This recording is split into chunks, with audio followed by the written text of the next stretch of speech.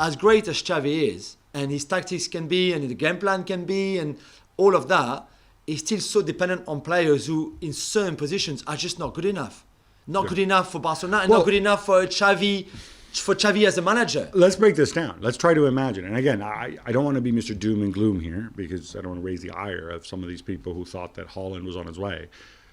But obviously you've got the financial restrictions and, you know, the negative budget, which they'll get out of sometime. That's just kind of like a snapshot in time. But I don't think we're going to see a lot of spending.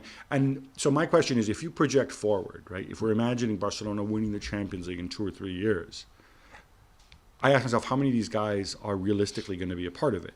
Because, in other words, what do you need to do over the next 2 or 3 years? And if I go through this, maybe Ter Stegen can regain his mojo. I think he's been a little bit better of late, but obviously he had a big dip. So whatever, that's not going to be a priority. Jordi Alba left back, you can still get something out of for the next couple of years. And you can sign someone like Gaia, for example. But but you've got so many other people. I don't think Gaia's going to come personally. But at right back, obviously that is something that they need to address, because Sergiño Dest hasn't shown yet that he's a starter level guy on a Champions League winning, hypothetical Champions League winning Barcelona team. Yeah, completely. And they missed out Mazraoui, so at centre back, Gerard Piqué will bow out at some point. Longley presumably as well. So you have Araujo, and as of right now, they've committed money and resources to Christensen and Eric Garcia. Yeah. Neither of whom, to me, looks like a Champions League winning. Look, certainly not Garcia.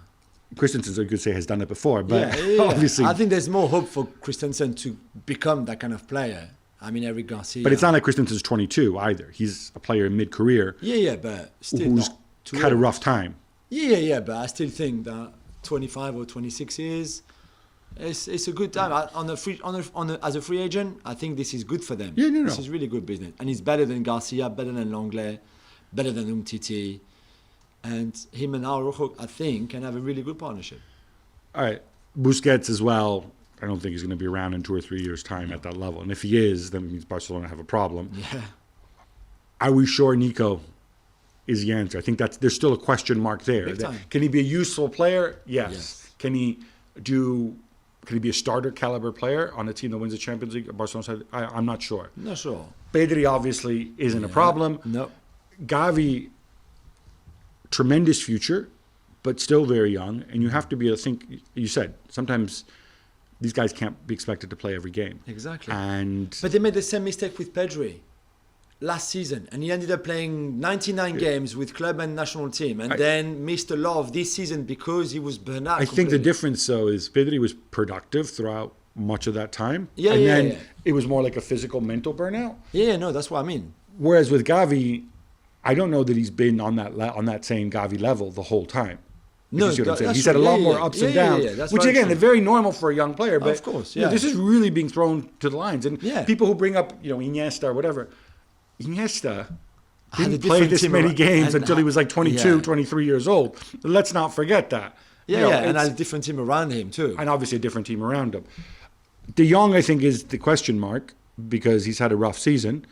So I think there's a huge call to make there on De Jong. What if Den Haag and United come over and say, listen, we want him, we offer you 60, 70. De Jong is one of Barcelona's saleable assets that would then help you then make investments elsewhere, because they do have to make investments elsewhere. Dembele, we have no clue if he's staying, right? Yeah. Aubameyang is obviously not going to be your center forward in 3 years' time. Yeah. Ferran Torres, I really like the guy, but again, it's a lot of up and down from him.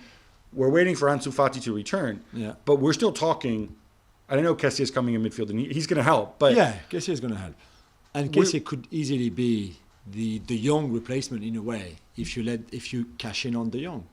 We're still talking 4 or 5 high quality starters that they need to find, not straight away, because next year I think will be another transition year. Yeah. But in 2-3 years' time, and that is a big job. I hope Xavi gets the backing, and I hope also that people will remember a little bit that his track record, his experience, that managing where he was managing before is nothing like managing here. Yeah. And having experienced this as a captain and as a leader of Barcelona is going to be very different than doing it as a manager when the buck stops with you. And he's made mistakes. He has made mistakes this season, like a lot of young managers have made, and even some more experienced like Nagelsmann in a big club as well, like Bayern. So this is a learning curve for him. But I repeat it again, he needs better players for his plan to work, for all the tactics that he wants. You know, I think some of the stuff is almost too hard to implement on certain players because they're just not good enough. It's not bad on them. They're good players, but they're just not good enough for this kind of coaching, for this kind of club, for this kind of pressure and expectations and all of that. And until he gets the right quality of players, especially in some positions, then there will always be a stumbling block. There will always be something that prevent them from winning, maybe not La Liga, but certainly the Champions League. Well, thank you very much for watching ESPN on YouTube. For more sports highlights and analysis, be sure to download the ESPN app. And for live streaming, premium content, and let's not forget as well, ESPN FC 7 days a week. Subscribe to ESPN Plus.